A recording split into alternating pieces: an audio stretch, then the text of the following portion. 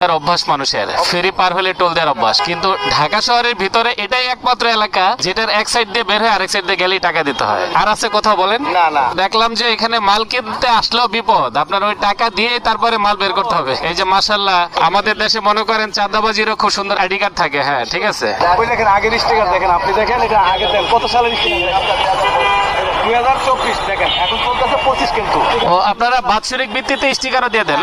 বৈধতা লিগ্যালিটির জন্য যে কত ধরনের লেকচার। এটা একটা শহর, এই শহরের ভিতরে একটা স্টেডিয়াম, এদিক দিয়ে ঢুকে ওই পাশ দিয়ে বের হয়ে যাবেন। এরকম হইতেই পারে যে আপনি সেনানিবাস এলাকা দিয়ে ঢুকে আরেক দিক দিয়ে বের হয়ে যান। ওগুলো তো আপনার পাবলিকের জন্য উন্মুক্ত না। শুধু সেনাবাহিনী না, যে কোনো সংস্থা, যে কোনো বাহিনীর ভিতর দিয়ে চলাচল এরকম অনেক রাস্তা থাকে। ঢাকা বিশ্ববিদ্যালয় এলাকার ভিতর দিয়ে চলাচলের জন্য রাস্তা থাকে। এখন ওনারা যদি মনে করে যে আপনারা আমার এই এলাকা অতিক্রম করা মানে এখানে আপনার চাঁদা দিতে হবে, তাহলে তো কিছু করার নেই। তবে সব গাড়ি থেকে আবার নেন না, মন্ত্রণালয়ের গাড়ি বা ফ্ল্যাগ লাগানো গাড়ি থেকে ওনারা তোলেন।